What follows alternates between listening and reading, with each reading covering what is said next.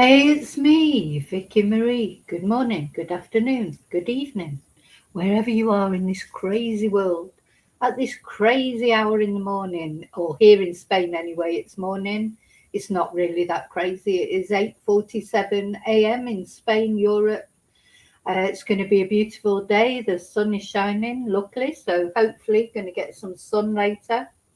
I'm on my second coffee of the day, so just coming round. Oh my God, this case though, this Nancy Guthrie case. Poor Nancy.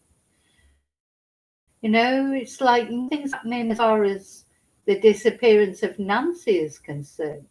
Still haven't got an arrest. We haven't got a suspect. We haven't had a vehicle identified. There's conflicting information all over the place. Now, it turns out that a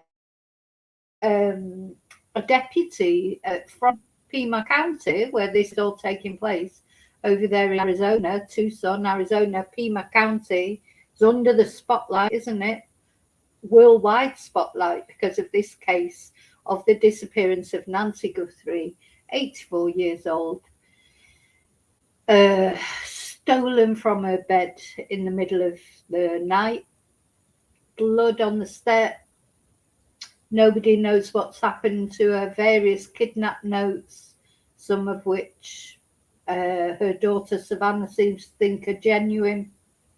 Of course, her daughter Savannah is a famous reporter from news anchor from America, and so she's quite well known. So that's what's brought this case into the spotlight, I suppose, apart from the total mystery of an 84-year-old woman being stolen in the night. Why? And of course, Nancy had health issues, heart problems, mobility problems. Where is Nancy? Who took her? And what happened to her? Where is she now? We're nearly 2 months into this case. And nothing. Feels like, no, there's been a few sort of, there's been a couple of detainments, but no arrests. Just there's DNA, but the DNA is proving very difficult to analyze, though it is still being analyzed. We have the CCTV footage or the door cam footage from the Google Nest camera of the suspect, but nobody's come forward despite an over $1 million reward money offered. Nobody's come forward, as far as we know, with any information about this case. And then, on top of everything, what we're going to talk about today is, of course, the sheriff is under scrutiny. The sheriff of Pima County, it's not been very good for him. He's been under scrutiny and come up wanting. He's probably going to be removed from his post because he's dealt with, first of all, because he dealt with this case so badly, and then it turns out he's got a checkered history, lies in his past. He's been suspended from work 8 times years ago, including for police brutality, lied on his resume. He's going now, one way of how he's going. It's animals. I don't think it's a question of if going to, question of how he's going to go. Is he going to resign, or is he going to be removed? Then on top of all that, has been charged with kidnap, unrelated to Nancy Guthrie. But, it makes you think, doesn't it? What is this police force? I know these bad apples in every police force. We've talked about this many times. At the end of the day, the police are humans. There's going to be good people in there. There's going to be bad people. And some people do take on a position of police officer because of the power that it gives them. And, they perhaps even intend to do bad things. Maybe that's part of the reason why they want to become a police Whereas I'm sure the majority of law enforcement, they want to make a difference. They want a job that's challenging. They want to try and help people, but you'll always get bad people in every walk of life. So the police department is not any different, is it? But, you know, God, how's the timing? Right in the middle of this kidnapping case that's not solved. A sheriff's deputy gets arrested and charged for kidnapping of somebody else. Oh my God, you couldn't make it up, could you? Hi, Daniel. Happy Saturday. So that's what we're going to talk about in this case. So let's just have a look at Nancy. We've been looking at Nancy every day, haven't we, for the past, coming up to 2 months now, really, not that far off 2 months that Nancy's been missing. Her family are distraught. I think we're all distraught because, just the imagining of what happened to Nancy and what she went through. What did she go through when this man broke into her house? Well, we presume he broke it. It's not clear yet how he actually got into her house. But he's got a gun. He's got a rucksack full of stuff. He's wearing a balaclava ski mask type thing. He's wearing rubber gloves. He's obviously not going there for a good reason. And, the timeline is not clear, is it? Because the FBI had to dig up these images because initially it was thought they wouldn't be able to get any images from the camera because it had been disabled. And also, the subscription wasn't being paid on it, so images weren't being saved. But by some miracle, the FBI, and technicians did manage to get up these videos, photos, etc.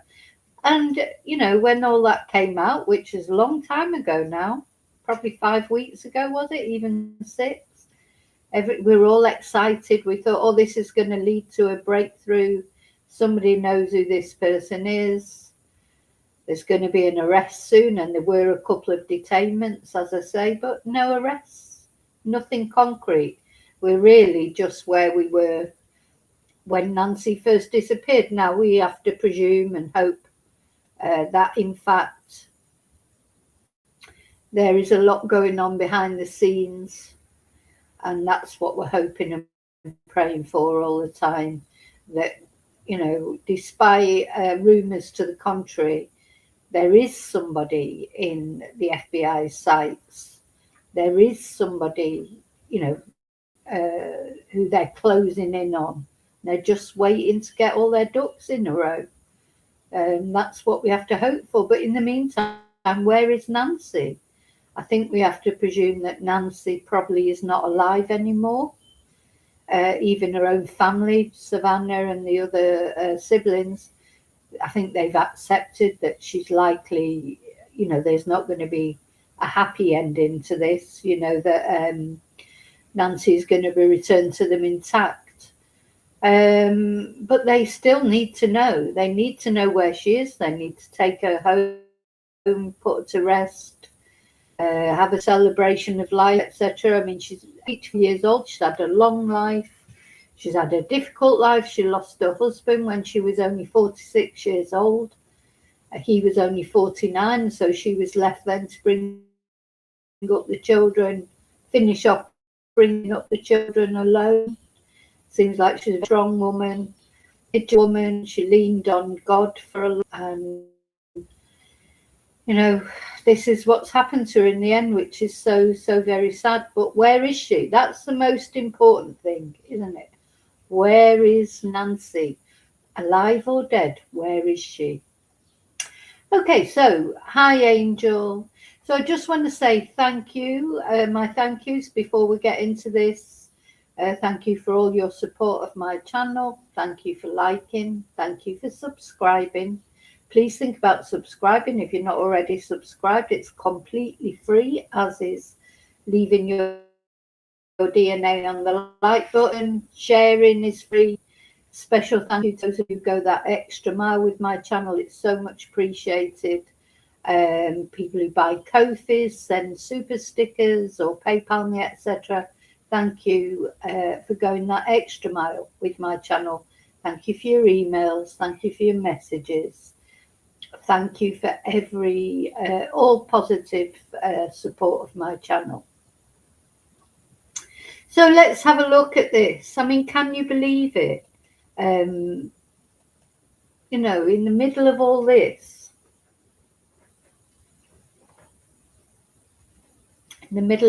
that's going on, the drama of, there's a lot of drama around Sheriff Nanos, as I said, and now this, a deputy in Pima County, only 22 years old.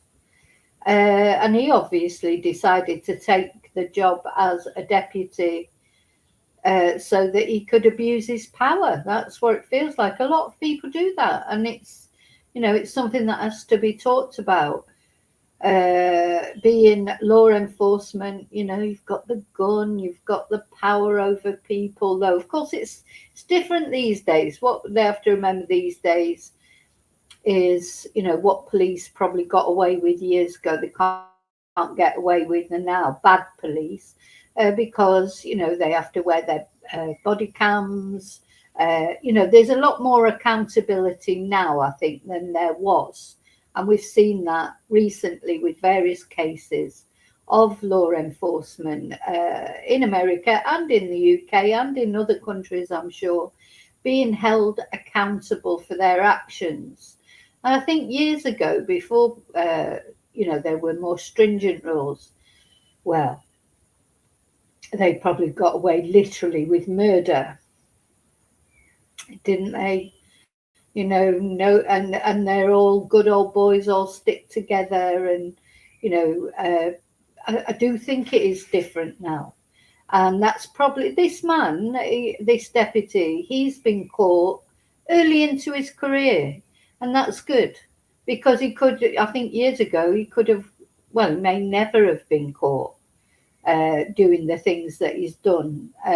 You know, abusing the power like he has. He's been caught early on and stopped, and he has been fired from his job. We're going to watch his court appearance. Now he does, of course, he does look like Porch Guy, because I think there's so many men who have the goatee, but you know, the thing is, you're looking for a man who's got dark hair, dark eyebrows, a goatee beard. You know, you might as well put a pin in like millions of men in Arizona that look like that, and this guy does. I mean, it is unrelated. It's not thought to have anything to do with the Nancy Guthrie case, in the sense of he's not thought to have been involved in the Nancy Guthrie case.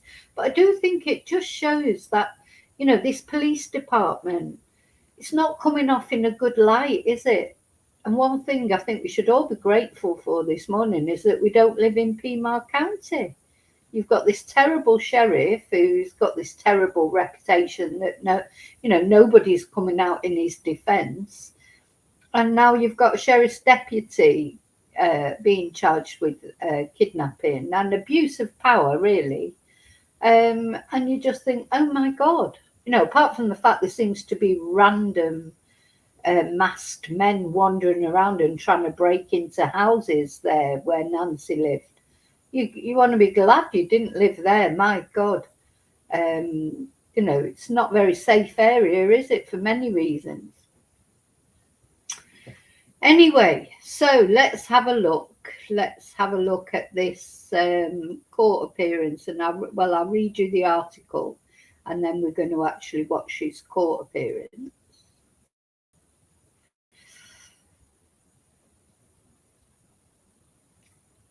So he has been fired. That's the good news. This guy's name is Travis Reynolds. Let me just make sure it's sharing. Travis Reynolds. Oh my God. Now, how's he, you know, they sort of almost, I don't feel sorry for him because he shouldn't have been doing what he was doing. But, just 6 months ago, or even 2 months ago, before this Nancy Guthrie case, he would have, he would not have been all over the news, would he? Because, a detective in Pima County, none of us, well, I certainly had never heard of Pima County before. I don't think it's a place you would have heard of unless you live nearby it. It's a bit like where I live. It's not a famous place. It's not capital. It's not a place that you would necessarily even know about, is it? Now, suddenly, everyone internationally, not just nationally, everybody knows about Pima County now, but not for good reasons. People are thinking, God, that's a place to avoid. If you were thinking of buying a house in Pima County, don't bother. It's like, God, certainly not in Nancy's neighbourhood after all the masked men we've seen on videos, not connected to her case. But it seems like every other night there's some masked man prowling around trying to break in someone's yard. There's a big homeless contingency, but you can't blame the homeless for everything. The homeless, most of the time they don't do anything illegal, but yeah, you will get some people doing it. There's talk about cartels. There's talk about gangs of burglars. And now this kidnapping gang who's taken Nancy. Who are they, or is it just one person, or? So we just don't know. It's such a mystery, this case, from start to finish. And of course, it was bungled, wasn't it, by the bungling sheriff, deputy dog, Sheriff Nanos. So it's not been, let's say, Pima County has not been shed in a good light, has it? So if you did live there, and if you were proud of living there, and you thought, your allegiance was to there, you'd be annoyed the way that this case has made your area look, wouldn't you? It's not good, is it? It's not good. Your area is not. And if you had a house in that area that you were hoping to sell, God, do you think this has knocked thousands off the asking price? You won't be able to give away your house in that area soon. And it's a shame, because it's apparently a beautiful area. It's out in the desert type thing, isn't it? Apparently Nancy loved it because of that, loved looking at the stars. Nancy had lived there for many, many years. And even as she got older, she didn't want to move out of her house. That was the house she'd brought her children up in. That was the house that she'd lived with her husband, which was, sadly, their marriage was cut very short, wasn't it? When he died when he was only 49 years old, and Nancy was only 46. And she's been a widow ever since. But she loved that house, and she wanted to stay in that house, even though it was clearly too big for her, isn't it? Once the children had left home, and you get more elderly, having a big house like that can be a problem. Now, it seems like financially Nancy was secure, so she could afford gardeners, I suppose, and people to help clean, or I don't know. She must have had helpers in the end, because you don't get to 84 and you can still do the same. We don't know if it's because through any of those helpers that she ended up being targeted, because we don't know yet why she was targeted. Was she targeted because of Savannah, her famous daughter, or was it something else? Was it someone who went to the house, and carelessly said, "Oh, this lady lives there, and she's lives there all on her own, and her daughter's got lots of money, she's famous," or she leaves jewellery lying around, or she's got a safe out the back. We don't know what the motive was or how it came to happen, that Nancy was taken, but it seems like she was targeted one way or another. And the other thing I'm going to talk about after we watch this video about this deputy is just want to talk, Savannah saying that she thinks two of those ransom notes, in the interviews we watched with Savannah, she said she felt that two of them were real. And there's quite a lot of rumours flying around about those ransom notes. I wish the FBI would just release them because, they're not, I don't think it could compromise the investigation now. I don't know, because these are from ages ago and nothing has been heard from the kidnappers since the second ransom note that Savannah thinks is genuine. So we're just going to talk about those rumours that are flying around that those ransom notes might have contained. But it would be good to actually see the ransom notes, wouldn't it? Why can't we see the ransom notes? I just don't understand why we can't see them, the ransom notes now, Anyway. Yeah. Hi, Mark. Thank you, Angel, for the compliment. Yeah, it is starting to feel that way, or it's felt that way for a while. With every day I try and do an update about Nancy. Sometimes it's not really anything to update, or it's something like this, which is related but not related. I do think this is important about this sheriff being arrested for kidnap, sheriff's deputy, I should say, because I do think it's relevant, but it's not really pertaining to the Nancy Guthrie case. I just think it's a sign of a deeper malaise within that Pima County Sheriff's Department. And the rot starts at the top, in my opinion. I know there can always be bad apples in every, maybe it's just unlucky, but it seems like this police department is unluckier than most police departments, isn't it?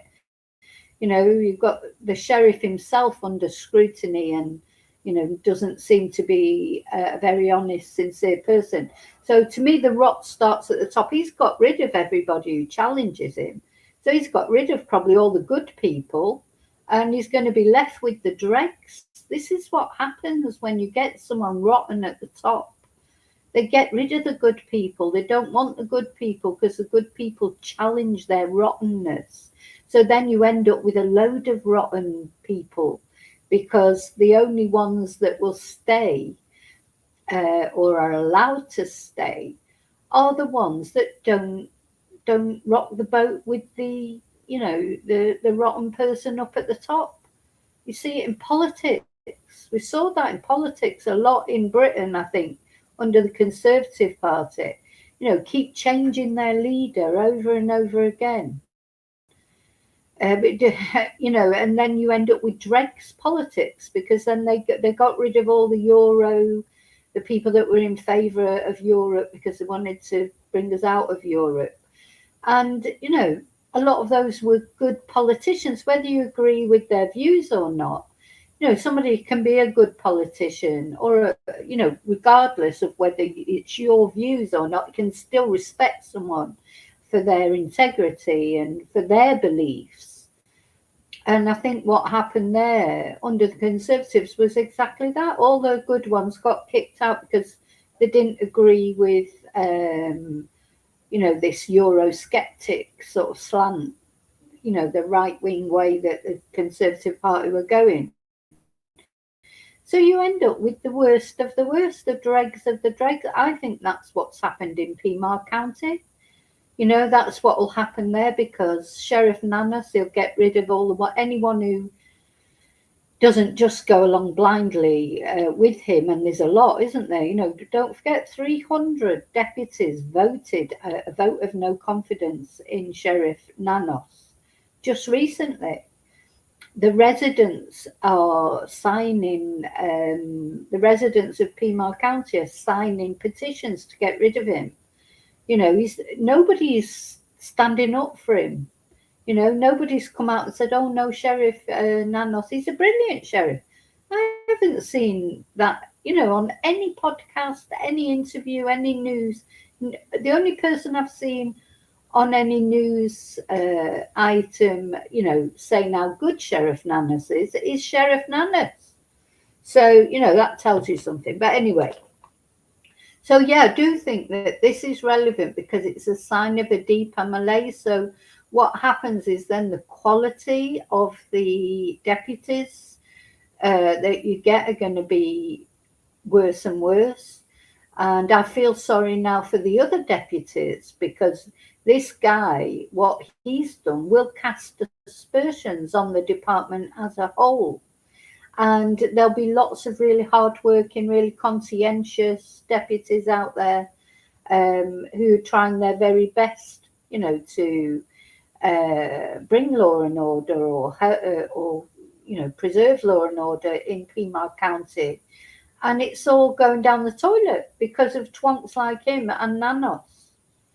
Anyway, let's have a look at this article. So yeah, Travis Reynolds, his name is. That's him. We're going to watch that video. He's only 22 years old. So this is the other thing that crossed my mind is thank God he's been caught so early. You know, because he's 22, he's got a long career ahead of him. If he'd got away with this, how would he be emboldened? What would he do the next time? You know, if it's in you to do this kind of thing, it's never going to stop. You know, and the more you get away with it, it's like serial murder. Well, you know, he hasn't murdered anyone, but yet, you know, is this how you start off with minor? Well, this is not minor. Kidnapping is a big thing, but you know, you start off with serial killers start off normally with small offences to begin with, don't they? And they increase and increase. And this is a man with power, with a gun. Well, not anymore though. He's had his gun taken away from him. He's not allowed to carry weapons now.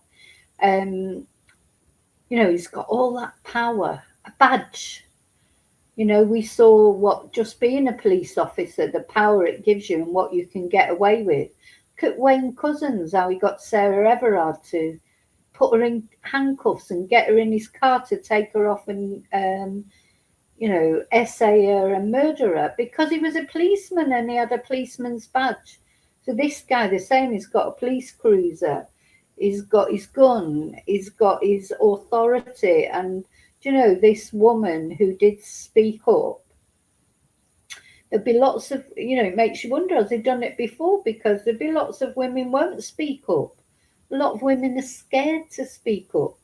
Look, and then quite often afterwards, after a case like this, people come forward and say, oh yeah, he did that to me, you know, but I didn't like to come forward. But then they get a bit more emboldened to come forward because they can see that another complaint has been taken seriously. So yeah, a deputy with the Pima County Sheriff's Department was fired after he was arrested on a kidnapping charge on Thursday, March the 26th. So we're now on Saturday. So this is a couple of days ago. So the PCSD confirmed that 22, and I don't know why I'm always surprised by the youth of depravity, you know, because, yeah, they start young, don't they? I think when someone starts this young doing bad things, it would only have got worse if he wouldn't have been caught. So he was let go after the Tucson Police Department arrested him. He's out on bail. He appeared, but he's been sacked. He appeared in court on Friday and the judge set his bond at $200,000. His next court appearance is a preliminary hearing at 1:30 p.m. on April the 6th. Now, I'm not really sure how bonds work. So has somebody actually had to come up with $200,000 for him to be released? Or does that mean if he absconds, someone's got to pay $200,000? I can't imagine that he just had $200,000 lying around on a policeman's salary. They're not paid that much, are they? Has his family put it up for him? Who has put that money up for him? Do you have to actually put the money up? Does anybody know? Do you have to actually present that money physically before he's released, or is it just like a promissory note? Anyway, so during that hearing, the state claimed that a female victim said she's scared of Reynolds due to his job and due to the power dynamic between him and the victim. And the state also said the incident may have happened before. Now, there's always a first time for these offences, but he seemed quite confident with this woman. You know, it's what he did. He didn't see, seemed to feel that he wouldn't get caught, otherwise he wouldn't have done it.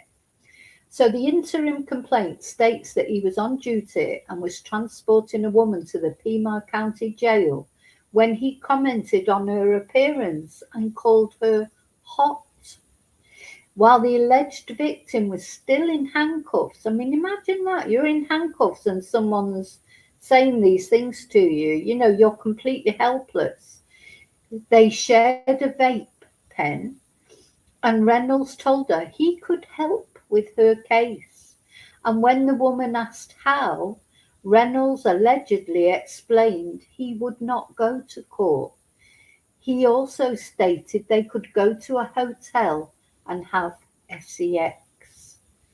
Just makes you think he's probably done that before, hasn't he? Now, there are people out there, vulnerable people, maybe someone who's on drugs, or maybe it's that not their first offence and they're scared of going to jail. There are people, there'll be women out there that would have gone along with what he said. Of course they would. So this woman's been very brave, I think, to come forward because it's very difficult to go against the police. Don't you think? It's very difficult to go to the police about sex matters, and we don't know this woman's circumstances. Maybe she has got previous, maybe she is an addict. You know, I don't know what she'd been arrested for in the first place. You know, so the thing is, law enforcement is in a very powerful position, isn't it? And this woman, I think, was brave to come forward and say what had happened. So, according to the complaint, the woman said Reynolds then showed her sexually explicit videos. And the woman's now, don't forget, we must remember everyone's innocent until proven guilty. It's possible that this is not true, but well, we'll see. So the woman said she asked to be taken inside the jail, but Reynolds refused. So imagine being that scared. You're like, please get me into the prison. Get me into the prison. I feel safer in there with other people around than I do out in this cruiser, in this police car with just this man. It's terrible abuse of power, isn't it? It reminds me very much of Wayne Couzens and Sarah Everard. And she very sadly, but what else would you do? She got in the car with Wayne Couzens and he took her off to some woods somewhere and essayed her and then murdered her. You know, and that poor girl. That was during COVID, wasn't it? The Wayne Couzens and Sarah Everard case. I mean, he's in prison now for life. He's got a whole life tariff, I think. Luckily, he's been caught, but it doesn't bring Sarah back, does it? But there was Sarah, again, a young girl. She's walking home from a friend's house. It was during COVID times. And he saw her, he stalked her, he stopped her, asked her what she was doing out and about during COVID, said she'd broken the COVID regulations, put handcuffs on her, got her in the back of his car, which was it was a hire car, it wasn't a police car. That's the power of a badge, isn't it? And what would you do if a policeman stops you and shows you his badge and tries to get you in his car? I wouldn't get in the car, not if it was just one policeman on his own.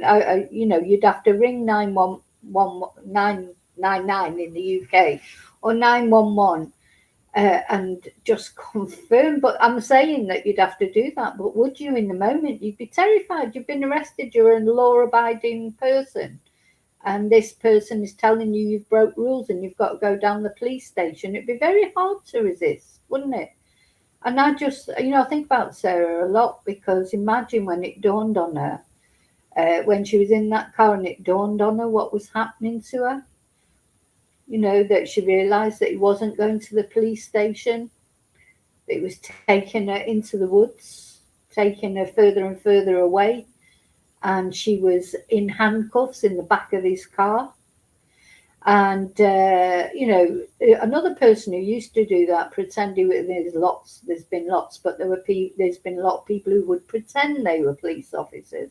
Ted Bundy did that on a regular basis. He would pretend he was a police officer. He'd flash some badge at the person, and we know that because the girl that got away, Carol Deronche, he approached her in a shopping centre, said he was police, showed her the badge, said her car had been broken into or the tyres had been slashed or whatever, I can't remember, came out with some cock and bull story and said, could you come down to the police station to make a report? And she was going. Well, she went with him. It's just, she said in the end, it just all felt wrong, and he smelt of alcohol. And so she escaped. She escaped with her life. She escaped to tell the tale. But that's how we know of some of Ted Bundy's modus operandi. He also used to sometimes pretend that he'd broken his arm and ask someone to help him get something into his van or whatever. They're clever, these people. So anyway, this guy, he is really a policeman, but he's using his position. Even at 22, and he's not even been doing it very long. God, if he wouldn't get caught, how long would he go on doing that? And what would it progress to? Would it progress to murder or things like that? Yeah, to me, he's like a little serial killer in the making. He's a fledgling serial killer. Who would do that? If you've got that mentality that you would use your power to, kidnap a woman, take her off, make her feel vulnerable because you're the policeman, you've got the gun, she's vulnerable, she's in handcuffs in the back of the car. I think she was so brave, this woman. I really do. Anyway, she asked to be taken inside the jail, but he refused. God. And it's hard to stand up to a police officer, isn't it? And the alleged victim said she had never been arrested before and she did not know the procedural steps and was unsure what was taking so long. She said she saw multiple officers coming and going with their arrestees, and she was wondering why she was still in the vehicle. And then she said he eventually got her out of the vehicle and told her to show him her breasts. And the woman said she lifted her shirt to expose her bra, and that's when Reynolds removed her from the vehicle and brought her inside the jail. And this is the important bit, video surveillance from the jail confirmed parts of the accounts of the incident. So he's a bit of a thicko as well, is he? So didn't know he was on video surveillance. So the thing is, this is going to be a difficult case because it is the woman's word against the police's word, isn't it? The deputy's word.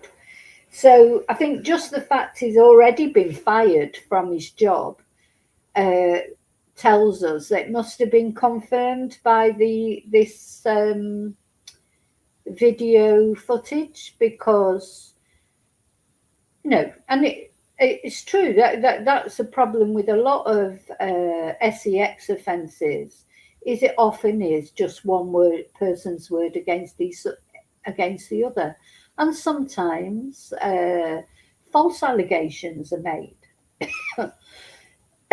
Sadly, it does happen sometimes, and that makes me so angry, because there's only one thing worse than an actual sex abuser, is someone who falsely accuses someone of sex abuse, because that makes it difficult for every other woman or man coming along later who's making a genuine claim.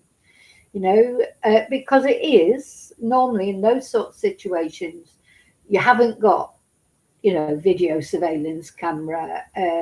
It's just the person who's reporting the offence against the person who's accused of the offence. And in a situation like this, where the person who's accused is a police officer, if there was nothing to support her claim, he would probably be more likely to be believed, would he? I don't know. But seems that there was some video surveillance, so that's good. So the interim complaint shows that Reynolds stated that he may or may not have been involved in showing her a video of sex acts. He may or may not. Well, either he did or he didn't. That's not a may or may not. Either he did or he didn't. It's a yes or no answer. He also stated he may or may not have been involved in the discussion of having sex at a hotel. Okay. May or may not. Yeah, again, that's a yes or no answer, isn't it? So I think the fact that he's saying he may have or he may not have means yes, he did, didn't it? Because otherwise he would say no, he didn't, wouldn't he? So, I know he's innocent till proven guilty, but it's not looking too good so far, is it, for Travis? So we're going to have a look at the court hearing now. Now, I think what you'll see from this is he could quite easily be Porch Guy. The problem with Porch Guy, as I say, he's got, the dark eyes, dark eyebrows, goatee beard thing. You could apply that to probably, 80% of the men in Tucson or in Pima County. So, as I said, I just want to say that it's not thought that he had anything to do with Nancy's case, but it's just interesting to see that he could just, he has got the look if he took the glasses off. Anyway, let's have a look.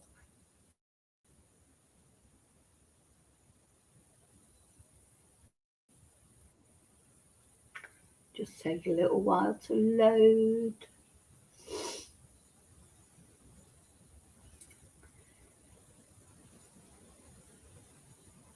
Come on. So anyway, let me know what you think. Some water. What's my tip of the day? Fix toilet leaks or consider replacing yours with our rebate program.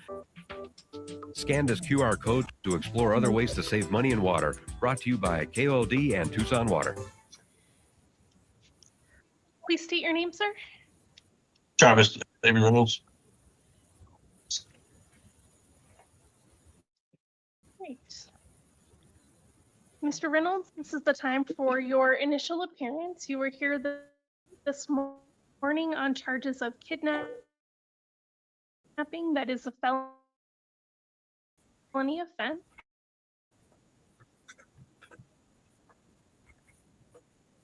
To be represented, Ting. Oh, is it the public defender or?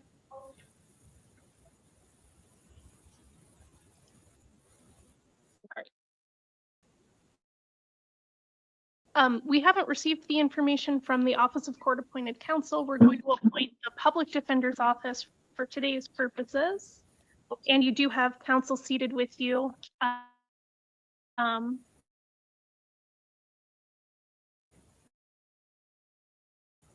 For today's hearing, conditions of release this morning, added by pretrial services, which lets me know.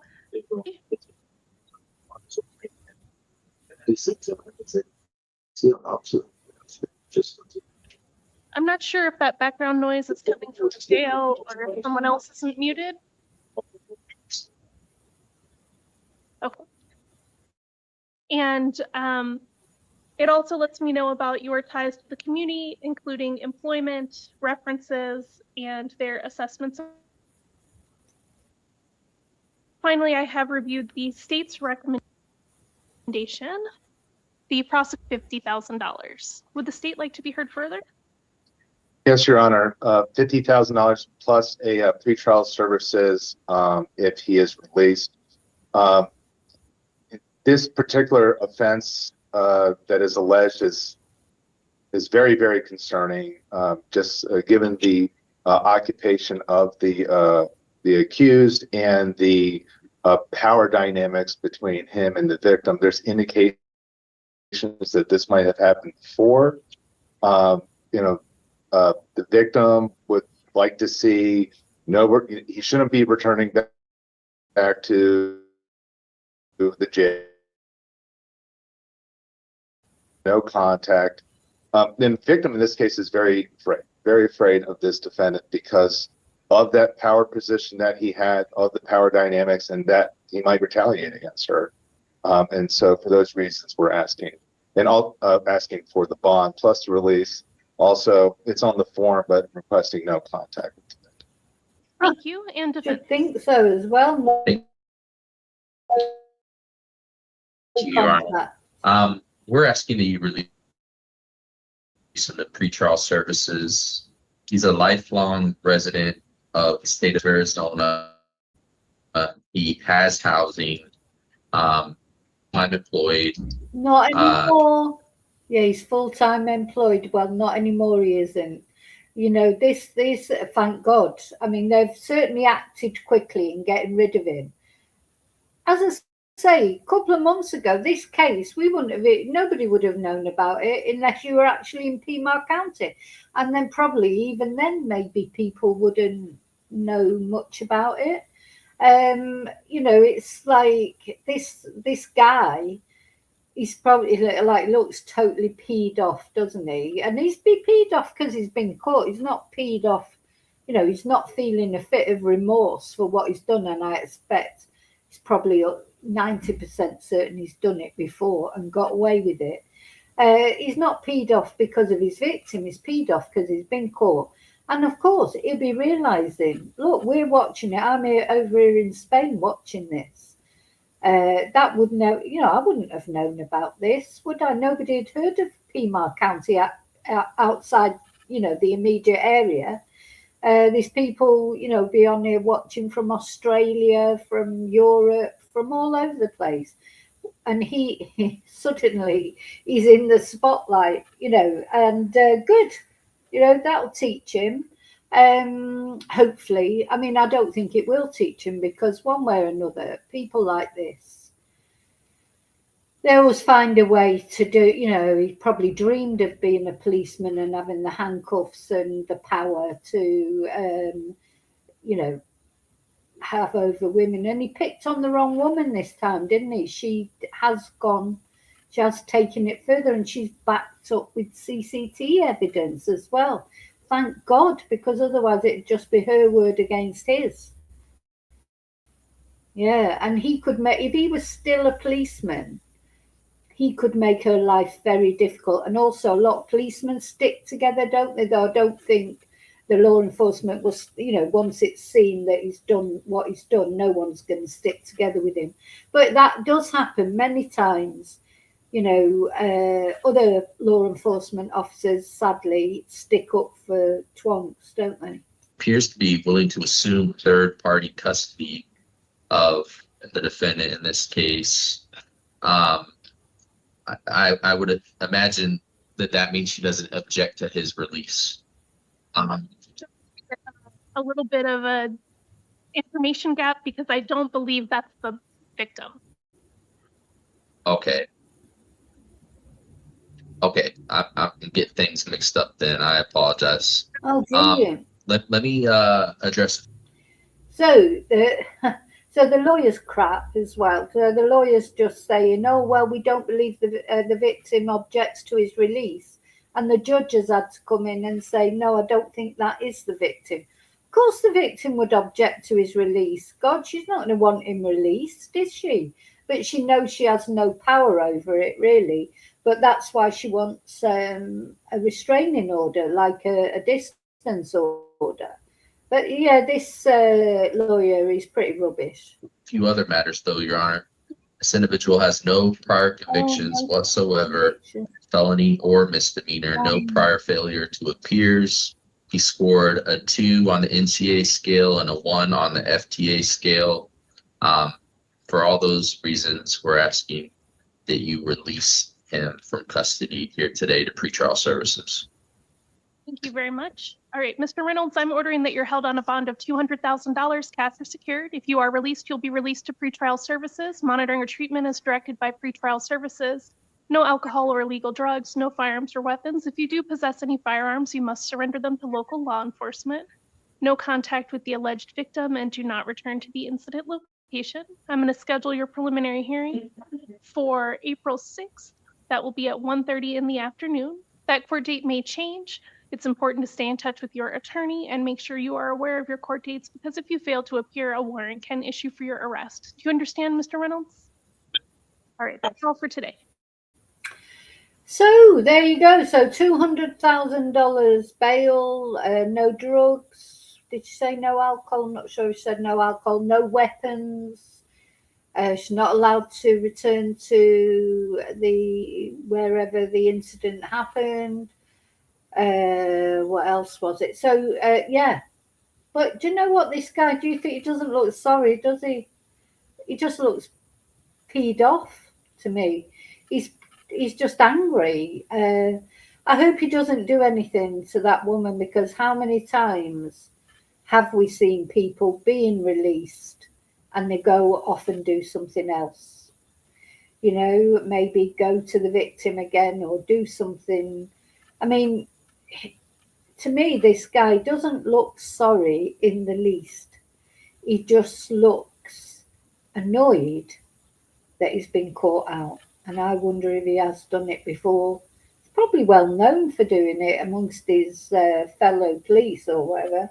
And there'll be other police that do it as well. He won't be the only one. But of course, you just have to hope that the majority of police don't do it. As I say, a lot of police, a lot of law enforcement are conscientious and they've got a difficult job to do. But sometimes I do think as well, the ones that, I think if you join the police and you had the highest motives for joining the police, there are two ways you can go, isn't it? So, supposing you're a good police officer, so you're going to hope for advancement, aren't you, in your career? That you'd be in the police, then maybe you'd want to go into, I don't know, be a detective or whatever, or go into the drug squad or vice or whatever. You'd have ambitions to progress forward in your career, wouldn't you? So some people do that. Some people are quite happy to stay as officers, that go out and deal with things. They prefer that. They don't want to go into those other things, and they're happy to do that, and they like helping the community. There are officers like that too. And then you've got his kind. They join the police office not because they want to make a difference or help their community, but they join it because of the power it gives them over people. And I'm just glad he's got caught early, because he's also a thicko, isn't he? Because not only is a twonk, but he's a thicko twonk, because he didn't even realise that what he was doing was backed up by the CCTV from the sheriff's office, for God's sake. So they've sacked him. Now, for them to, normally, I think in cases like this, they would not sack someone immediately. They normally get suspended, don't they, while there's an inquiry into whatever it is they're accused of. Isn't that normally what happens? I think they would very much, the police, you have to take into account that people are innocent until proven guilty. So normally they would suspend someone rather than sack them immediately. I thought it was $200,000, old hippie, $200,000, not 20,000. She said 200,000, and that's I don't understand how bail works. What, you have to put up 10% of it, do you? This was my question earlier. How does bail work? So when she said 200,000, does that mean somebody's got to actually put up 200,000, or do they have to put up 10% of it? You're saying most likely just 10%. Let's have a look. And it may vary from state to state, you know, because you know what it's like in America, all the states are different.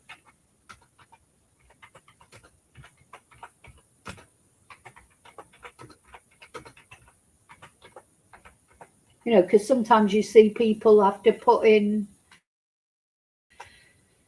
you know, $1 million bail, and I always think, God, how, you know, normally if somebody gets told to put up $1 million, that's basically a way of saying you can't get bail. But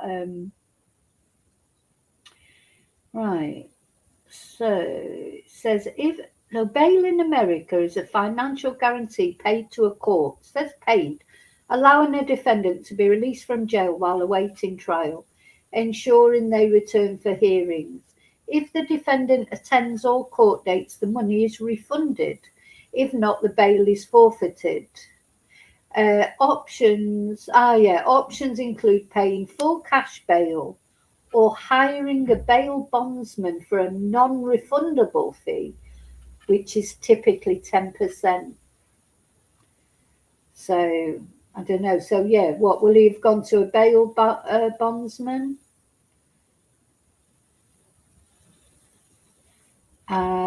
It says the cash bail. So the full amount is paid directly to the court. It's returned after the case concludes, regardless of the verdict. Oh, that's interesting, regardless of the verdict. Although some states deduct fees. Or you can use a bail bondsman. If the bail is too high, I can't see that man would have $200,000 lying around, but maybe he does, or maybe one of his family do. A bondsman charges a non-refundable fee, usually 10% of the total bond, to post the bail, and the bondsman may require collateral such as property. Then there's the own recognizance. A judge may release a defendant without bail if they are deemed reliable. Well, no, he's been told to find $200,000. So, yeah, maybe he's had to go to a bail bondsman. They can use their property. If he's got property, he can use that for the equity from that. Yeah. And of course, I'm just looking at this. It's interesting, actually. It's saying cash bail is often criticised for creating a two-tiered system that favours wealthy defendants over low-income individuals who may remain in jail simply because they can't afford bail, leading to higher rates of coerced plea bargains. Yeah, it's interesting. I mean, you know, at the end of the day, if you've got money, you're all, you know, because some people might have $20,000 lying around, might they? So, you know, at the end of the day, in this world, money talks, doesn't it? There's just something I wanted to mention that's completely apart from the Nancy Guthrie case that I don't know if it, you know, for any of you who follow true crime, might have seen. Someone who will never get out on bail, Rex Heuermann, the Long Island serial killer. They're saying I'm gonna look at him soon again. I have looked at his case before, but it was quite a long time ago when he was first arrested. So this is the serial killer from Long Island. He's an architect, wasn't he, from New York? They're thinking that he's going to plead guilty at his next court hearing. Now he's pled not guilty all the way along. His family have stood by him. It's one of them, you know. God, these families, I do feel for these families of these twonks, these perpetrators. Because, you know, just imagine finding out that your husband is a serial killer, you know, like Dennis Rader or any of these other killers. When their families find out that their husband, you know, of many years, or their dad, you know, or mum, I suppose, suddenly they find out that they're a serial killer. It's very difficult to accept, or not even just a serial killer, you know. if they, you know, find out they're a murderer of any kind, maybe murdered their other parent or whatever. Very difficult to accept, isn't it, that somebody's done that? And I think that happened in the Rex Harmon case. His wife was sticking by him, his son and daughter. I wonder what they think now. Well, he hasn't pled guilty yet, but they think he perhaps will at his next court appearance. What will he do? Because he'll get a plea bargain then, won't it? That's why they do it as well. But of course, they only do it if the evidence is overwhelming. You know, for him to change his plea to guilty, he's just accepting that the evidence against him, he can't, is too much. You know, they've got DNA evidence, they've got a lot of evidence, and there's a lot of girls dead because of him, a lot of women dead because of him, and probably more that we don't know about yet. You know, so that's something I'll be following when that comes up. The Cliff attempt murder case, Angel. I don't know that one. Oh, is he the one that tried to throw his wife off the cliff? Oh, yeah, I've sort of vaguely seen it. It's just, I've been so wrapped up in Nancy's case, to be honest. Another case, God, there's so, you know, at the end of the day, my God, you could go dizzy with all the things that are going on in the world. But I've been trying to stick with Nancy's case because I keep thinking something's going to break. And, you know, of course, she deserves to be focused on until something is found out, you know, who is this person. But, yeah, I have seen a bit of that. I had seen a bit of that. And the case, of course, that I am, the court case that I am especially, that's coming up in April, and we're nearly in April, is the Samantha Murphy case. I will be following that every day. Patrick Stevenson, accused of murdering Samantha Murphy. Anyway, I'll let you know if there's any developments in this case or any others. I just wanted to let you know of this, you know, development. But don't forget to like, don't forget to subscribe, and look after yourself, because you are the most important person. I'll see you really soon in the next video. Until then, may your God go with you. Bye.